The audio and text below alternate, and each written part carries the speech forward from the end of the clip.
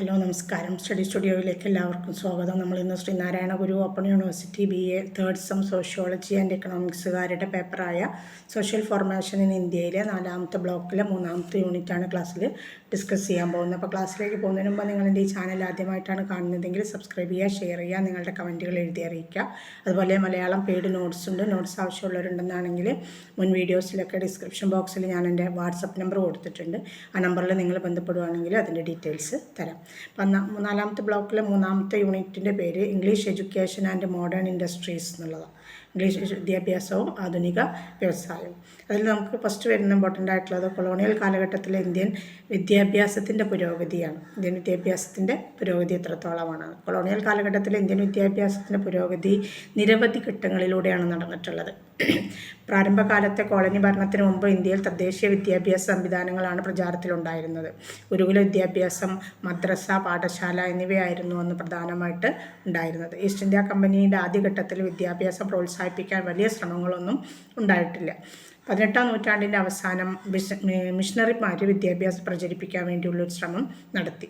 1813 charter act പാസ്സാക്കി British സർക്കാർ ആദ്യമായിട്ട് വിദ്യാഭ്യാസ മേഖലയിലേക്കുള്ള ചില ചുവടുവെപ്പുകൾ അംഗീകരിച്ചു, അല്ലെങ്കിൽ ചിലവാക്കാൻ അവർ തയ്യാറായി.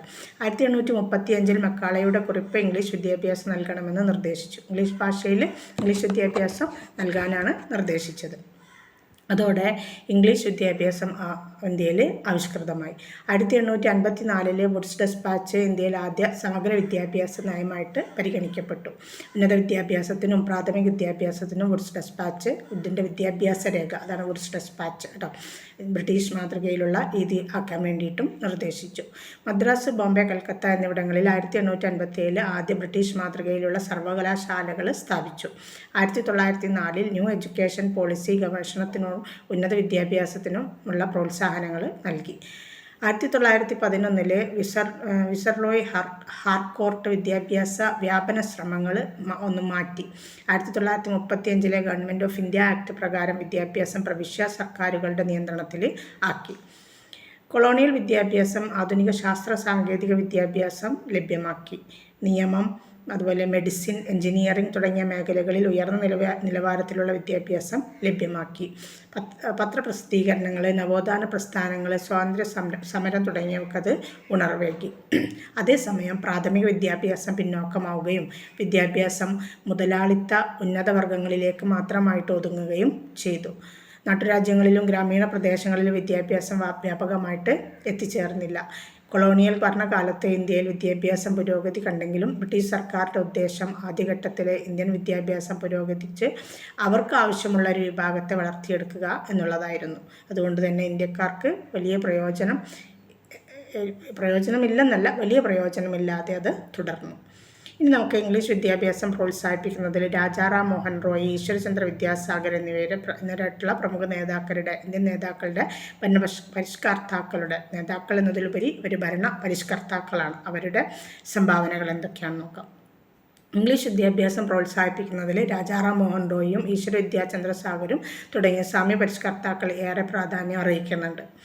അവർക്കൊന്നും ബ്രിട്ടീഷ് സർക്കാരിൻ്റെ കീഴിൽ വിദ്യാഭ്യാസം നൽകാനായിരുന്നില്ല താല്പര്യം. മറിച്ച് ആധുനിക വിദ്യാഭ്യാസം ഇന്ത്യയുടെ ഉണർവിനും പുരോഗതിക്കും വഴിയൊരുക്കുന്ന ഒന്നാവണമെന്ന് അവർ ആഗ്രഹിച്ചു. ഇനി രാജാറാം മോഹൻ റോയുടെ പരിഷ്കാരങ്ങൾ ആദ്യം പറയാം. ഇന്ത്യയിലെ ആധുനിക വിദ്യാഭ്യാസത്തിൻ്റെ പിതാവ് എന്നറിയപ്പെടുന്ന രാജാറാം മോഹൻ റോയ് ഇംഗ്ലീഷ് വിദ്യാഭ്യാസം പ്രോത്സാഹിപ്പിക്കുന്നതിൽ പ്രധാന പങ്ക് വഹിച്ചു. 1817 ഹിന്ദു കോളേജ് കൽക്കത്തയിൽ സ്ഥാപിക്കുന്നതിൽ അദ്ദേഹം പ്രധാന പങ്ക് വഹിച്ചു. ഇത് പിന്നീട് പ്രസിഡൻസി കോളേജായി രൂപാന്തരപ്പെട്ടു. 1830 ആംഗ്ലോ ഹിന്ദു സ്കൂൾ ആരംഭിച്ചു. ഇംഗ്ലീഷ്, സയൻസ്, ഗണിതം തുടങ്ങിയ വിഷയങ്ങൾ പഠിപ്പിക്കാൻ അവിടെ ശ്രമങ്ങളും ആരംഭിച്ചു. പാശ്ചാത്യ വിദ്യാഭ്യാസം ഹിന്ദു നവോത്ഥാനത്തിന് അടിസ്ഥാനമാണ് എന്നുള്ളതിൽ അദ്ദേഹം വിശ്വസിച്ചു. അതുപോലെ തന്നെ സംസ്കൃത പഠനത്തിനൊപ്പം ഇംഗ്ലീഷ്, ഗണിതശാസ്ത്രം, ആധുനിക തത്വചിന്തകൾ എന്നിവ ഉൾപ്പെടുത്തണമെന്നും അദ്ദേഹം വാദിച്ചു. ഇംഗ്ലീഷ് വിദ്യാഭ്യാസം പ്രോത്സാഹിപ്പിക്കുന്നതിലൂടെ പുതുതലമുറയിലെ ആധുനിക സാങ്കേതിക വിദ്യകളും ശാസ്ത്ര പഠനവും നൽകാൻ വഴിയൊരുക്കുമെന്ന് അദ്ദേഹം പറഞ്ഞു. ഇനി ഈശ്വരചന്ദ്ര വിദ്യാസാഗറിൻ്റെ പരിഷ്കാരങ്ങൾ. ബംഗാൾ വിദ്യാഭ്യാസ നവീകരണങ്ങൾക്ക് മുൻകൈയെടുത്ത ഈശ്വരചന്ദ്ര വിദ്യാസാഗർ വനിതാ വിദ്യാഭ്യാസത്തെയും ആധുനിക വിദ്യാഭ്യാസത്തെയും ശക്തമായിട്ട് പിന്തുണച്ചു.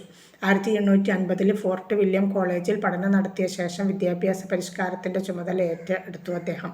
1855 ബംഗാൾ എന്ന പ്രവിശ്യയിലെ സ്കൂൾ വിദ്യാഭ്യാസത്തിൻ്റെ ഡയറക്ടറായി പ്രവർത്തിച്ചു.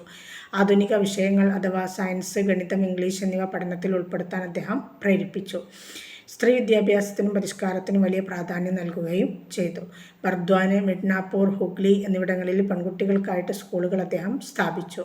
വിധവാ വിവാഹം നിയമവിധേയമാക്കാൻ നിയമനിർമ്മാണത്തിന് വേണ്ടിയിട്ട് നിർബന്ധിച്ച് 1856 ഭരണകൂടം വിധവാ വിവാഹം അംഗീകരിക്കുകയും വിധവാ വിവാഹ നിയമത്തെ അംഗീകരിക്കുകയും നിയമം പാസ്സാക്കുകയും ചെയ്തു. സ്ത്രീകളുടെ വിദ്യാഭ്യാസം പ്രോത്സാഹിപ്പിച്ച് അവരെ സാമൂഹിക രംഗത്തേക്ക് തിരിച്ചെടുക്കാൻ അദ്ദേഹം പരിശ്രമിച്ചു. ബംഗാളിലും മറ്റു പ്രാദേശിക പ്രദേശങ്ങളിലുമായിട്ട് ആധുനിക വിദ്യാലയങ്ങൾ അദ്ദേഹം സ്ഥാപിച്ചു. ഹിന്ദി, ബംഗാളി, ഇംഗ്ലീഷ് മിശ്ര പാഠ്യപദ്ധതി അദ്ദേഹം രൂപീകരിച്ചു. രാജാറാം മോഹൻ റോയും ഈശ്വരചന്ദ്ര വിദ്യാസാഗറും ബ്രിട്ടീഷ് വിദ്യാഭ്യാസ വ്യവസ്ഥയെ അനാവശ്യമായിട്ട്, അതായത് അങ്ങനെ അത്രയ്ക്ക് അങ്ങോട്ട് കണ്ണടച്ച് വിശ്വസിച്ച് നടപ്പിലാക്കാൻ വേണ്ടി ശ്രമിച്ചിട്ടില്ല. ഇനി നമുക്കടുത്തത് 19-ാം നൂറ്റാണ്ടിൽ ബ്രിട്ടീഷുകാർ ഇന്ത്യയിൽ റെയിൽവേ അവതരിപ്പിക്കുന്നതിലേക്ക് നയിച്ച ഘടകങ്ങൾ എന്തൊക്കെയാണെന്ന്. 19-ാം നൂറ്റാണ്ടിൻ്റെ മധ്യത്തിൽ ബ്രിട്ടീഷുകാർ ഇന്ത്യയിൽ റെയിൽവേ ആരംഭിച്ചതിന് പിന്നിലെ പല കാരണങ്ങളുമുണ്ട്. ആദ്യം വ്യാപാരം, ഭരണവും സൈനിക ആവശ്യങ്ങളും മുഖ്യ ഉദ്ദേശമായിരുന്നുവെങ്കിലും ഇത് ഇന്ത്യയുടെ സമ്പദ് വ്യവസ്ഥയിലും സമൂഹത്തിലും ദീർഘകാലത്തേക്ക് വലിയ സ്വാധീനം ഉണ്ടാക്കി. ബ്രിട്ടീഷ് രാജ്യം ഇന്ത്യയെ ഒരു വിതരണ വിപണന കേന്ദ്രമായിട്ടാണ് കണ്ടിരുന്നത്. ഇന്ത്യയിലെ പഴഞ്ചൻ കച്ചവട മാർഗങ്ങൾ സമയ തടസ്സമുള്ളതും അതുപോലെ തന്നെ അതായത് പെട്ടെന്ന് എത്തിക്കാൻ കഴിയാത്തതുമാണെന്ന് അവർ വിശ്വസിച്ചു. ഇന്ത്യൻ വസ്തുക്കളായ പരുത്തി, കാപ്പി, നീലം, കടലാസ്, മരച്ചീനി, ഗോതമ്പ് മുതലായ കാർഷികോൽപ്പന്നങ്ങൾ തുറമുഖ നഗരങ്ങളിലേക്ക് വേഗത്തിൽ പ്രധാനമായി എത്തിക്കാനായിരുന്നു അവർ റെയിൽവേ ഉപയോഗിച്ചിരുന്നത്. ഇംഗ്ലണ്ടിലെ വസ്ത്ര വ്യവസായത്തിന് ഇന്ത്യയിൽ നിന്നുള്ള ഇത്തരത്തിലുള്ള ഉൽപ്പന്നങ്ങൾ ആവശ്യമായിരുന്നു. അപ്പോൾ റെയിൽവേ തടസ്സമില്ലാതെ ബ്രിട്ടീഷ് വസ്തുക്കൾ ഇന്ത്യൻ വിപണിയിൽ എത്തിക്കാനും ഇന്ത്യയിൽ നിന്ന് അവർക്ക് ആവശ്യമുള്ളത് പെട്ടെന്ന് ബ്രിട്ടനിലെത്തിക്കാനും അവരെ സഹായിച്ചു. 1857 ശിപ്പായി കലാപം ബ്രിട്ടീഷുകാർക്ക് റെയിൽവേയുടെ ആവശ്യകത കൂടുതൽ ബോധ്യപ്പെടുത്തി. രാജ്യത്തിൻ്റെ വിവിധ ഭാഗങ്ങളിൽ സൈനികരെ വേഗത്തിൽ എത്തിക്കാൻ റെയിൽവേ അവരെ സഹായിച്ചു. ഭരണകൂട കലാപങ്ങൾ, പ്രക്ഷോഭങ്ങൾ എന്നിവ നേരിടുന്നതിനുള്ള ശക്തമായ സംവിധാനമായിട്ടാണ് അവർ റെയിൽവേയെ ഉപയോഗിച്ചിരുന്നത്. റെയിൽവേ ഇന്ത്യയുടെ ഭരണ നിയന്ത്രണത്തെ കേന്ദ്രീകൃതമാക്കി. അതുപോലെ ബ്രിട്ടീഷ് ഉദ്യോഗസ്ഥർക്ക് വിവിധ പ്രദേശങ്ങളിലേക്കുള്ള യാത്ര സുഗമമാക്കുന്നതിനും ഈ റെയിൽവേ പ്രധാന പങ്കുവഹിച്ചു. ഇംഗ്ലണ്ടിലെ സ്വകാര്യ കമ്പനികൾ റെയിൽവേ മേഖലയിലേക്കുള്ള നിക്ഷേപം ആഗ്രഹിച്ചു. 1844 ഹാർഡിഞ്ച് പ്രഭുവിൻ്റെ കാലത്ത് സ്വകാര്യ കമ്പനികൾക്ക് ഇന്ത്യയിൽ റെയിൽവേ സ്ഥാപിക്കാനുള്ള അനുമതിയും നൽകി. 1853 ബോംബെ മുതൽ താനെ വരെയുള്ള റെയിൽവേ ഇന്ത്യയിൽ ആദ്യമായിട്ട് ആരംഭിച്ചു. ഇനി വിവിധ വിദ്യാഭ്യാസ കമ്മീഷനുകൾ വഴി ഇന്ത്യയിലെ വിദ്യാഭ്യാസ വികസനം എങ്ങനെയായിരുന്നു എന്നുള്ളതാണ്. 1854 മുതൽ സ്വാതന്ത്ര്യ അനന്തരകാലം വരെയുള്ള വിവിധ വിദ്യാഭ്യാസ കമ്മീഷനുകൾ ഇന്ത്യയിലെ വിദ്യാഭ്യാസ വ്യവസ്ഥയുടെ പുനഃസംഘടനയ്ക്കും അതുപോലെ നവീകരണത്തിനും ജനാധിപത്യവൽക്കരണത്തിനും വഴിയൊരുക്കിയിട്ടുണ്ട്. ഇനി അതിൽ ഓരോ കമ്മീഷനുകളെക്കുറിച്ച് ആദ്യം നമ്മൾ നേരത്തെ പറഞ്ഞില്ലേ, വുഡ്സ് ഡെസ്പാച്ച്. ഇതിന് വിദ്യാഭ്യാസത്തിൻ്റെ മാഗ്ന കാർട്ട എന്നാണ് അത് അറിയപ്പെടുന്നത്. 1854 ഡൽഹസ്സി പ്രഭുവിൻ്റെ കാലത്ത് ചാൾസ് വുഡ് തയ്യാറാക്കിയ വിദ്യാഭ്യാസ റിപ്പോർട്ട് ഇന്ത്യയിലെ ആദ്യത്തെ സമഗ്ര വിദ്യാഭ്യാസ നയമായിരുന്നു. പ്രാഥമികം മുതൽ ഉന്നത വിദ്യാഭ്യാസം വരെ ഏകീകൃത സംവിധാനത്തിനാണത് അതിലൂടെ തുടക്കമിട്ടത്. ഇംഗ്ലീഷും പ്രാദേശിക ഭാഷകളും പഠന ഭാഷയായിട്ട് ത്രിതല വിദ്യാഭ്യാസം അത് വ്യവസ്ഥ ചെയ്തു. 1857 കൽക്കത്ത, ബോംബെ, മദ്രാസ് എന്നിവിടങ്ങളിൽ സർവകലാശാലകൾ സ്ഥാപിച്ചു. ആധുനിക വിദ്യാഭ്യാസത്തിനുള്ള അടിസ്ഥാന ഘടകം അതോടുകൂടിയിട്ട് രൂപപ്പെടുകയും ചെയ്തു. ഇനി ഹണ്ടർ കമ്മീഷനാണ്. 1882 ഹണ്ടർ കമ്മീഷൻ. റിപ്പൺ പ്രഭു നിയോഗിച്ച ഈ കമ്മീഷൻ വുഡിൻ്റെ വിദ്യാഭ്യാസ നയത്തിലെ അപാകതകൾ, പോരായ്മകൾ വിലയിരുത്തുന്നതിനും പ്രാഥമിക വിദ്യാഭ്യാസം വർദ്ധിപ്പിക്കുന്നതിനും വേണ്ടിയിട്ടാണ് രൂപീകരിച്ചത്. പ്രാഥമിക വിദ്യാഭ്യാസം പ്രാദേശിക ഭരണകൂടങ്ങളുടെ ഉത്തരവാദിത്തത്തിലാക്കാൻ വേണ്ടിയിട്ട് അത് നിർദ്ദേശിച്ചു. പൊതുജനങ്ങൾക്ക് വിദ്യാഭ്യാസം ലഭ്യമാക്കുന്നതിന് മുൻഗണന നൽകാനും ആവശ്യപ്പെട്ടു. സ്വകാര്യ സ്ഥാപനങ്ങൾക്കും സർക്കാർ സഹായം നൽകാൻ ശുപാർശ ചെയ്യുകയും ചെയ്തു. പെൺകുട്ടികൾക്കും പിന്നോക്ക ജാതികൾക്കും പരിമിതമായ അവസരങ്ങൾ മാത്രമേ അതിലൂടെ ലഭിച്ചിട്ടുള്ളൂ. ഹണ്ടർ കമ്മീഷൻ അഥവാ കൊൽക്കത്ത സർവകലാശാല കമ്മീഷൻ എന്നൊരു കമ്മീഷനാണ് എടുത്തത് കേട്ടോ. ഇതാണ് സഡ്ഡർ കമ്മീഷൻ അഥവാ കൊൽക്കത്ത സർവകലാശാല കമ്മീഷൻ 1917. ചെംസ്ഫോർഡ് പ്രഭുവിൻ്റെ കാലത്ത് സർവകലാശാല വിദ്യാഭ്യാസത്തിലെ പ്രശ്നങ്ങൾ വിലയിരുത്താൻ വേണ്ടി നിയോഗിച്ച കമ്മീഷനാണിത്. ഉന്നത വിദ്യാഭ്യാസത്തോടൊപ്പം രണ്ടാമത്തെ സ്കൂൾ അഥവാ കോളേജ് ഘട്ടം കൊണ്ടുവന്നത് ഇതിലൂടെയാണ്. സ്ത്രീ വിദ്യാഭ്യാസം ശക്തിപ്പെടുത്താനുള്ള നിർദ്ദേശങ്ങൾ ഇത് നൽകി. ഉന്നത വിദ്യാഭ്യാസത്തിൽ അനവധി മാറ്റങ്ങൾ കൊണ്ടുവരാനും ഇത് നിർദ്ദേശിച്ചു. ഇനി സർജൻറ്റ് കമ്മീഷൻ അഖിലേന്ത്യാ വിദ്യാഭ്യാസ നയം എന്നും അറിയപ്പെടും. 1944 വേവൽ പ്രഭുവിൻ്റെ ഭരണകാലത്ത് സർജൻറ്റ് കമ്മീഷൻ വിദ്യാഭ്യാസ രംഗത്ത് സമഗ്രമായ ഒരു പദ്ധതി രൂപീകരിച്ചു. സാർവത്രിക പ്രാഥമിക വിദ്യാഭ്യാസം നടപ്പിലാക്കാനാണിത് ശുപാർശ ചെയ്തത്. 10+2+3 മോഡൽ ഇത് മുന്നോട്ട് വെച്ചു. അതായത് 10ാം ക്ലാസ് വരെ, പിന്നെ +2, പിന്നെ ഡിഗ്രി 3 ഇയർ. സാങ്കേതിക വിദ്യാഭ്യാസം, സ്ത്രീ വിദ്യാഭ്യാസം, അധ്യാപക പരിശീലനം എന്നിവ ഇതിലൂടെ പ്രോത്സാഹിപ്പിച്ചു. വിദ്യാഭ്യാസം സംസ്ഥാന സർക്കാരുകളുടെ പ്രാഥമിക ചുമതലകളിലാക്കി മാറ്റി. സ്വാതന്ത്ര്യാനന്തര വിദ്യാഭ്യാസ നയങ്ങൾക്ക് പ്രചോദനമായത് 1944 ഈ സർജൻറ്റ് കമ്മീഷനാണ്. അതാണ് അഖിലേന്ത്യാ വിദ്യാഭ്യാസ നയം എന്ന പേരിൽ അറിയപ്പെടുന്നത്. ഇനി വിദ്യാഭ്യാസ കമ്മീഷനുകൾ നിർദ്ദേശിക്കുന്ന പ്രധാന ശുപാർശകളും പരിഷ്കാരങ്ങളും എങ്ങനെയാണ് രാജ്യത്തിൻ്റെ വിദ്യാഭ്യാസ സമ്പ്രദായത്തിൽ സ്വാധീനം ചെലുത്തിയെന്നുള്ളത്.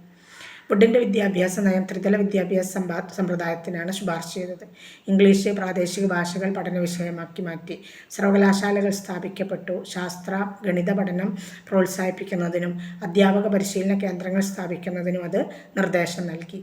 ആധുനിക വിദ്യാഭ്യാസത്തിന് തുടക്കമിടുന്നതിനും ഇംഗ്ലീഷ് ഭാഷയുടെ പ്രാധാന്യം വർദ്ധിപ്പിക്കുന്നതിനും സർവകലാശാല വിദ്യാഭ്യാസം ശക്തിപ്പെടുത്തുന്നതിനും ഈ നയം സഹായകമായി. എന്നാൽ ഗ്രാമീണ വിദ്യാഭ്യാസ രംഗത്ത് നേട്ടങ്ങൾ ഉണ്ടാക്കാൻ അതിന് കഴിഞ്ഞിട്ടുമില്ല. ഹണ്ടർ കമ്മീഷൻ പ്രാഥമിക വിദ്യാഭ്യാസം പ്രാദേശിക ഭരണകൂടങ്ങളുടെ ഉത്തരവാദിത്തത്തിൽ ആക്കി. പെൺകുട്ടികൾക്കും പിന്നാക്ക വിഭാഗങ്ങൾക്കും പ്രത്യേക വിദ്യാഭ്യാസ അവസരങ്ങൾ ഒരുക്കി കൊടുത്തു. അതുപോലെ സ്വകാര്യ സ്ഥാപനങ്ങൾക്ക് സർക്കാർ സഹായം നൽകാൻ നിർദ്ദേശിച്ചു. പ്രാഥമിക വിദ്യാലയങ്ങൾ ഗ്രാമീണ മേഖലയിലേക്ക് വ്യാപിപ്പിക്കുന്നതിനും സ്ത്രീ വിദ്യാഭ്യാസത്തിനും ഈ കമ്മീഷൻ സഹായകമായി. ഇനി സ്കഡർ കമ്മീഷൻ സ്കൂൾ വിദ്യാഭ്യാസം 12 വർഷമാക്കാനാണ് നിർദ്ദേശിച്ചത്. വ്യാവസായിക പഠനം, സയൻസ്, വാണിജ്യം എന്നിവ പ്രോത്സാഹിപ്പിക്കുകയും സ്ത്രീ വിദ്യാഭ്യാസത്തിന് കൂടുതൽ പ്രാധാന്യം നൽകുകയും ചെയ്തു. ഇൻ്റർമീഡിയറ്റ് കോളേജുകൾ രൂപം കൊള്ളുന്നതിനും വ്യാവസായിക സാങ്കേതിക വിദ്യാഭ്യാസ പഠനത്തിനുള്ള അടിസ്ഥാന ഘടകങ്ങൾ നിർമ്മിക്കുന്നതിനും ഈ കമ്മീഷൻ സഹായകമായി. എന്നാൽ ഇത് പൂർണ്ണമായിട്ടും നടപ്പിലാക്കാൻ കഴിഞ്ഞിട്ടില്ല. ഈ സർജൻറ്റ് കമ്മീഷൻ 6 മുതൽ 14 വയസ്സ് വരെയുള്ള നിർബന്ധിത വിദ്യാഭ്യാസം നൽകാൻ ശുപാർശ ചെയ്ത കമ്മീഷനാണ്. 10+2+3 മാതൃകയ്ക്ക് അടിസ്ഥാന ശിലയിട്ടത് ഇതോടുകൂടിയിട്ടാണ്.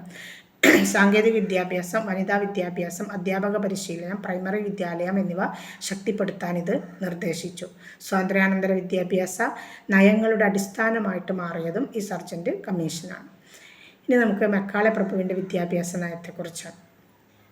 ബ്രിട്ടീഷ് ഭരണകാലത്ത് ഇന്ത്യയിലെ വിദ്യാഭ്യാസ വ്യവസ്ഥയെ ആധുനിക രീതിയിൽ മാറ്റാൻ ശ്രമിച്ച പ്രധാനപ്പെട്ട വ്യക്തികളിൽ ഒരാളാണ് തോമസ് ബാബിങ്ടൺ മെക്കാളെ.